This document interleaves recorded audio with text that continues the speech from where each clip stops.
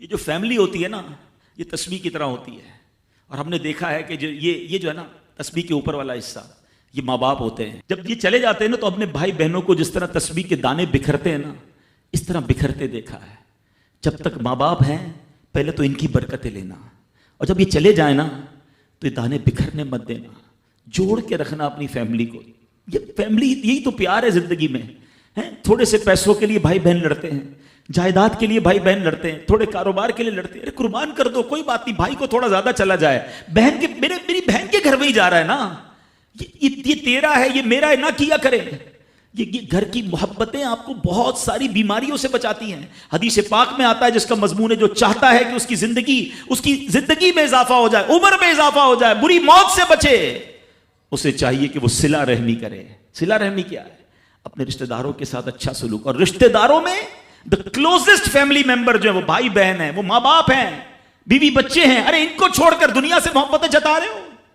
نہیں میرے پیارے اسلامی بھائیوں. تو اپنی بچیوں کے ساتھ اور اپنی بہنوں کے ساتھ بالخصوص اچھا سلوک کرنا. خوش نصیب ہے وہ بھائی جو بہنوں کا مان ہے، خوش نصیب ہے وہ جو والد جو اپنی بچیوں کے ساتھ اچھا برتاؤ کرتا ہے. بہنوں کی دعائیں بھائی کو بہت اوپر لے جاتی ہیں. خوش نصیب ہے وہ بھائی. اچھا ہمارے ایک اور نظام پتہ ہے کیا ہے کہ جب تک ماں باپ کے ساتھ رہ رہے ہیں تو چلے بھائی بہنوں میں پیار ہے. اب بھائی بہنوں میں شادی ہو گئی، سب کی شادیاں ہو گئیں اور ماں باپ چلے گئے، تو اب نارملی لوگ اپنی بہنوں کو اگنور کرتے ہیں. اب یار میں تو اپنی بیوی کو دیکھوں گا، اپنے بچوں کو دیکھوں گا، اپنی کمائی کو دیکھوں گا. نہیں، اب بھائی کا کام ہے کہ وہ والد کا کردار ادا کرے. بہنوں کو یہ احساس دلائے کہ تمہارے ماں باپ چلے گئے ہیں مگر تمہارے بھائی زندہ ہیں، ہر مشکل میں تمہارے بھائی تمہارے ساتھ کھڑے ہوں گے.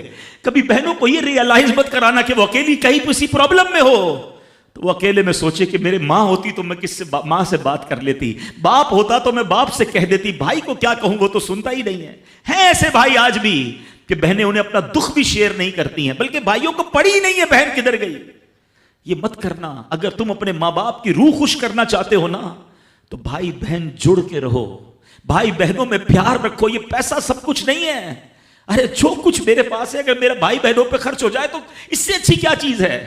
یہ یاد رکھے جو سوشل میڈیا پہ ہزاروں فرینڈ بنائے بیٹھے نا کہ میرے 5,000 فرینڈ تو میرے 10,000 فرینڈ، کسی دن بستر پر پڑو گے نا اسپتال میں تو اس بستر کے کنارے تمہیں تمہارے بھائی بہن ہی نظر آئیں گے.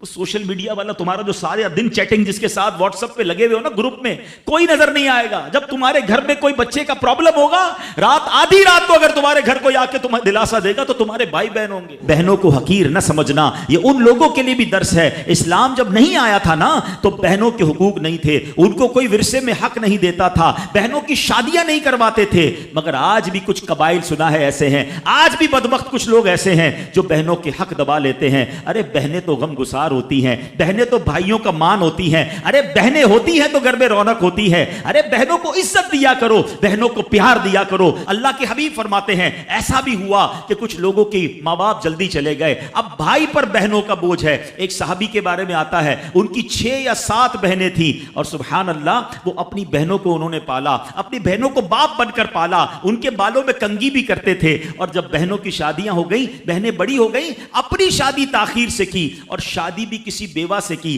پوچھا گیا کہ کیوں بیوہ سے شادی کی؟ کہا میری بہنوں کو ایک ماں کی حاجت تھی، میں کوئی جوان لڑکی لے آتا تو بہنوں کا کیا ہوتا. اللہ اکبر. یہ صحابہ کا انداز. اور آج جو بہنوں کا حق دباتے ہیں، آج جو بہنوں کو ذلیل کرتے ہیں، نہ کرنا. ہمارا اسلام بہنوں سے محبت کا درس دیتا ہے.